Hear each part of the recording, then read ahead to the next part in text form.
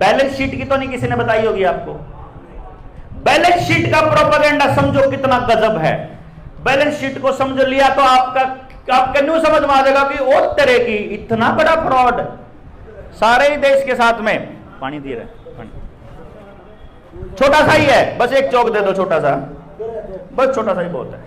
आप देखो, बस बस बहुत है।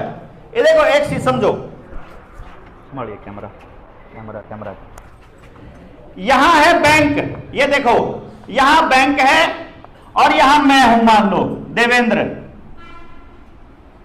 अब इसको समझने के लिए आपको क्या करना है, बैंक के पास 100 रुपए हैं और मैं बैंक को कहता हूं कि मुझे 40 रुपए दे दो, मेरे पास 0 रुपया है। मैं बैंक को कहता हूं कि मुझे 40 रुपए चाहिए लोन के रूप में। तो कानून, नियम और तरीका क्या कहता है कि इसमें से 40 रुपए कम होकर के 60 रह जाएंगे और मेरे वाले में 40 जुड़कर मेरे पास 40 हो जाएंगे। यही तो कहता होगा, क्यों जी, कि बैंक के पास 100 रुपया पड़ा था, उसने उसमें से 40 रुपया मुझे दे दिया और मेरे पास 40 रुपया हो गया। ये होना चाहिए बैंक की बैलेंस शीट के अंदर है। आप बैठ जाइए, ये होना चाहिए बैंक की बैलेंस शीट में। लेकिन होता क्या है ये बताता हूं मैं आपको। इधर 100 रुपए पड़े हैं बैंक के पास, मेरे पास 0 रुपया है। मैं बैंक के पास जाता हूं कि भाई मुझे 40 रुपया चाहिए, तो बैंक 40 रुपये इधर लिख लेता है और 40 रुपये इधर लिख लेता है और इसको छोड़ देता है। ये माइनस का निशान नहीं लगाता बैंक। क्या करता है, इसकी प्रॉपर्टी 1 साल के बाद जब वो जोड़ता है पूरे साल में कि कितनी प्रॉपर्टी होगी, इसकी 140 हो गई और 40 इस पे लेने हैं ब्याज समेत। ब्याज तो न्यारा, समझ रहे हो? मतलब जैसे ही उसने आपको जितना पैसा दिया उतना ही वो अपने खाते में लिख लेता है कि इतना और आ गया, मेरे पास आया कितने थे नहीं। क्योंकि वो क्या गेम खेलता है, बैंकों का षड्यंत्र में क्या होता है कि नोट छापने का अधिकार केवल उतने रुपए छाप सकता है बैंक, उतने नोट छाप सकता है जितने रुपए सुरक्षित पड़े हो या जितना उसने ब्याज पे पैसा दिया है, मूलधन। ब्याज नहीं छाप सकता बैंक, ध्यान दीजिए।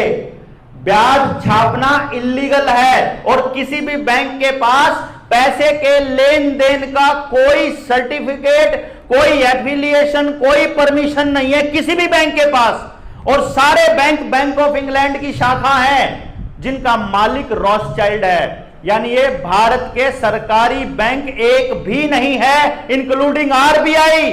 और मैं आपको बता दूं कि ये चीज बेंगलोर की हाई कोर्ट ने आदेश में अपने पारित किया था 2019 में। मेरे से मांग लेना वो आदेश जिसमें लिखा हुआ है bank employees are not government employees. क्योंकि बैंक गवर्नमेंट का है ही नहीं, ना एसबीआई का ना कोई और बैंक, सरकारी कुछ भी नहीं है।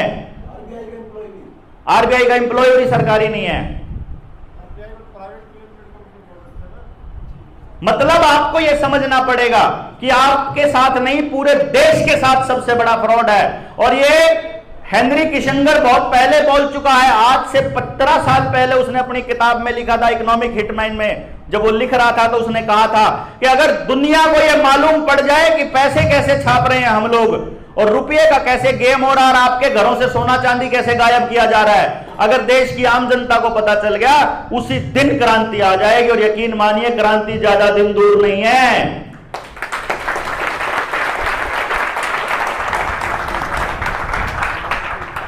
मैं गारंटी से कहता हूं आने वाले टाइम में क्रांति शब्द से वीडियो उड़ा करेंगे। 2022 में देवेंद्र बलारा और जनता सरकार मोर्चा के नाम से वीडियो और चैनल उड़ा करते थे। इतना खौफ था इनके अंदर कि सच्चाई नहीं पता लग जाए किसी तरह से। फिर उन्हें सोचा है तो सो गए, हम लोगों के बीच चले गए। फिर हमें मालूम था कि इससे मुक्ति अगर होगी तो लोग खुद मुक्त होना चाहेंगे तो होंगे।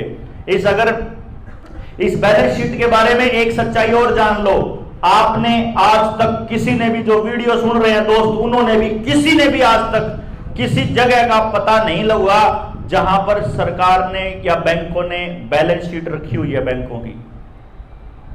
बैंक के हेड ऑफिस में नहीं होती, जोनल ऑफिस में नहीं होती, रीजनल ऑफिस में नहीं होती, कहीं भी नहीं होती। बैलेंस शीट इतना बड़ा फ्रॉड है कि बैलेंस शीट के एरिया के ऊपर इतने गनमैन तैनात किए जाते हैं कि शूट एट साइट का ऑर्डर होता है, वहां कोई आदमी परिंदा भी पर नहीं मार सकता, इतनी सिक्योर जगह पे रखे जाते हैं, क्योंकि पूरे फ्रॉड का कच्चा चिट्ठा होता है इसके अंदर।